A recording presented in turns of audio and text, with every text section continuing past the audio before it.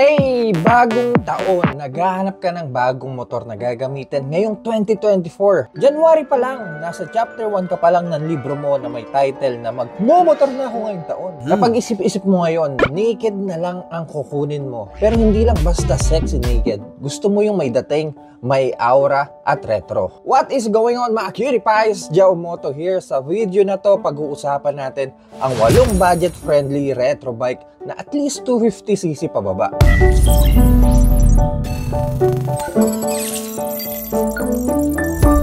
Sa lineup na to, magbabase tayo sa presyo, kaya magsimula muna tayo sa medyo pricey sa listahan na to. Ang Husqvarna Zwartpilen 200 aka The Black Arrow sa presyong 198,000 pesos. Ang pinakamakahulog pa nga na design sa video na to, ginamitan ng 200cc displacement, liquid cooled single cylinder double overhead cam na may 26 horsepower at 19.8 Nm of torque, 9.5 liters fuel capacity at may bigat na 147 kg. Para sa isang 200cc bike, mukha siyang big bike. Kapag ito ang dala mo, mababali-leeg lahat ng madadaanan mo dahil sa unique bodywork ng Zwartpilen. Swedish brand na pagmamay-ari ngayon ng Austrian brand na KTM. Kaya, expect nyo na mapapangiti ka agad sa acceleration nito. Sabihin na nating Zwartpilen ang scrambler ng Husqvarna. Kaya naman, ganito ang pagkakadesign sa kanya. Na-review na rin natin to sa channel natin, kaya kung gusto nyo ng in-depth review sa motor na to, hanapin nyo lang ang video na yun sa channel. What I like about this bike, magaan,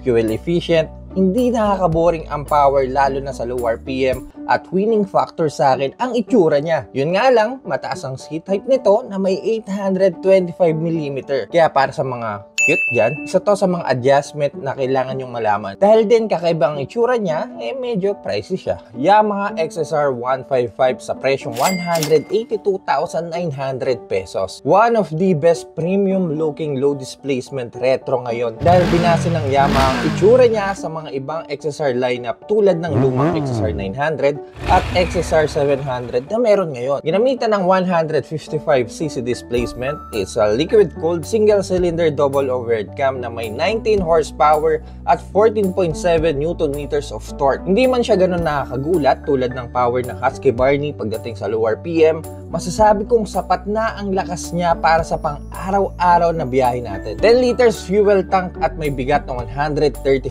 kg. Dual purpose tires na pwede nyong magamit kahit anong road conditions. Matagal-tagal kong nagamit to noon dahil meron ako nito sa garahe at mapapasigaw ng bomba ang makakita sa'yo dahil hindi siya mukhang 155cc. Sobrang lambot ng clutch lever at gearing kaya swabe to. Pinakilala ng Yamaha sa Pilipinas noong 2020 at hanggang ngayon, ganun pa din ang itsura niya. Bukod sa bagong kulay na light blue, metallic, black elegance at matte silver, everything is the same. Ganun pa man, aaminin ko, ito na siguro ang pinaka-paborito kong itsura sa lineup na to. Pero para sa presyo niya, wala pa din tong ABS para sa extra safety. Kung gusto mo ng in-depth review, bumisita lang sa Jao Moto channel at hanapin ang Yamaha XSR 155. Susunod, ang FKM Victorino 250i sa presyong 158,000 pesos. FKM o Fecon, isa sa mga pinakamalaking motorcycle manufacturer ngayon sa China at pumasok sa Pilipinas noong 2022. Gumagamit ng 250cc displacement,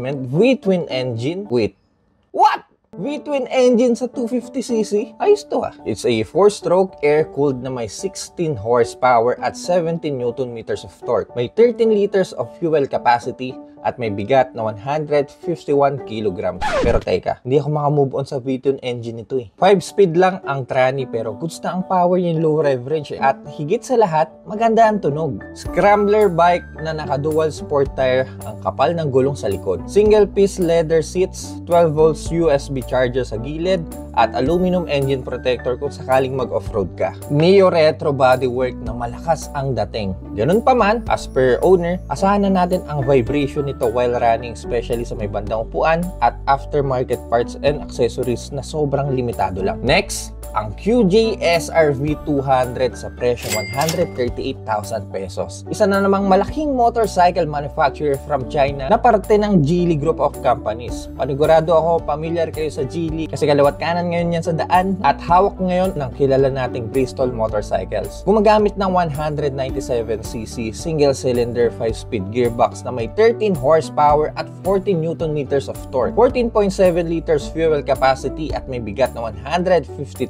kilograms. Sold ka na sa laki ng tangke nito. Kung naghahanap ka ng cruiser na pasok sa bulsa mo, subukan mo to. Ang baba ng seat height na may 720mm lang. Bagay na bagay sa mga average ang height, sa mga beginner, at sa mga girls. Malinis na bodywork at pwede ka pang mamili kung gusto mo ng dilaw, pula at itim. Digital gauge na may USB charging sa gilid, malapad na upuan at tulad ng ibang cruiser, nasa gilid ang key ignition. Kahit yung steering lock, telescopic forks, walang ABS, walang wow factor sa performance, simpleng cruiser para sa mga taong gusto ng payapang ride. How reliable is the bike? Well, we're not really sure yet pero mas maganda kung sumali kayo sa mga forums at groups para makakuha kayo ng idea sa mga owners. Bago tayo magpatuloy, please do like and subscribe to this channel to support this video dahil madami-dami pa tayong ilalabas na contents in the future. Susunod, ang Kawasaki W175 sa presyo 133,900 pesos. Oo, andito pa to! Ginamitan ng 177cc displacement, single-cylinder air-cooled na may 13 horsepower at 30 Newton meters of torque. 12 liters fuel tank at may bigat na 135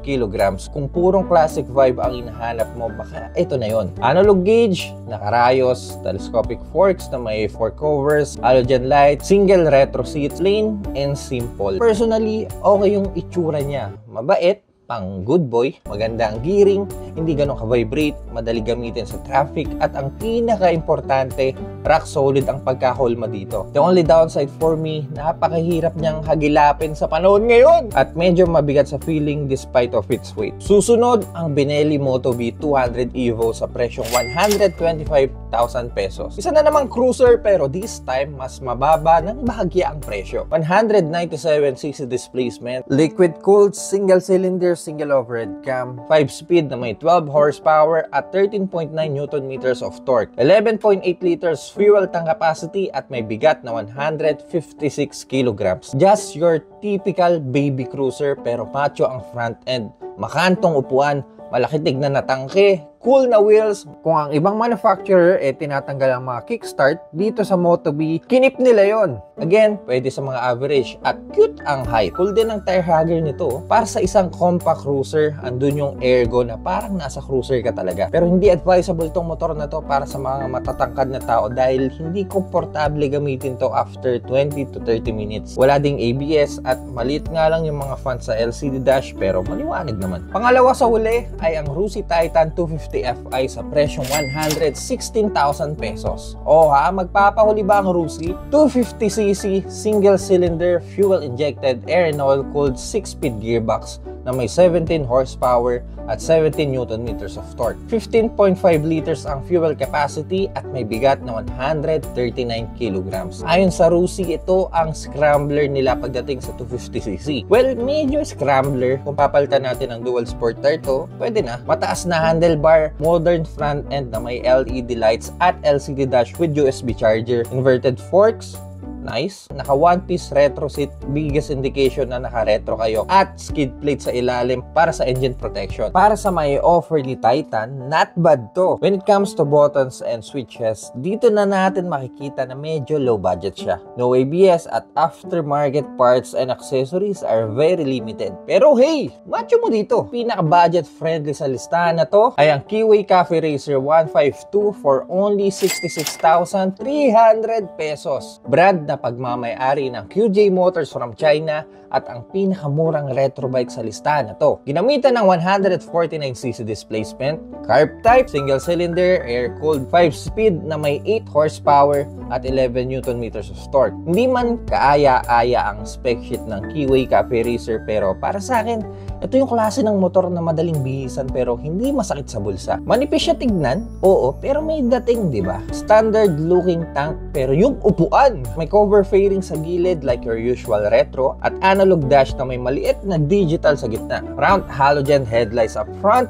tall mirrors, telescopic forks with covers, medyo mababang handlebars dahil nga kami racer. Nakarayos, dude, para sa akin, natutuwa ako sa itsura nito. Expect wala tong ABS, of course. Carburetor din, which is sa ganitong style ng motor is okay for easy maintenance. How reliable is this bike? Sa totoo lang, hindi pa ako nakakasubok nito. Pero tulad nga ng sabi ko, mas maganda kung sumali kayo sa mga forums for ideas. Overall, goods to para sa mga beginners. Sobrang budget friendly at madaling bihisan. Mga cutie pies, ito ang 8 budget friendly retro bikes ngayong 2024. Let me know in the comment section kung anong napupusuan mo at bakit para malaman din ng iba. Kung nagmamay-ari ka naman ang isa sa mga motor dito, pakishare din sa comment section yung experience nyo. Kung nakatulong tong video na to, kindly leave a like at kung mahilig kayo sa mga ganitong content, huwag kayo mag-alala dahil nasa tamang channel kayo. So make sure to press that subscribe button dyan sa baba.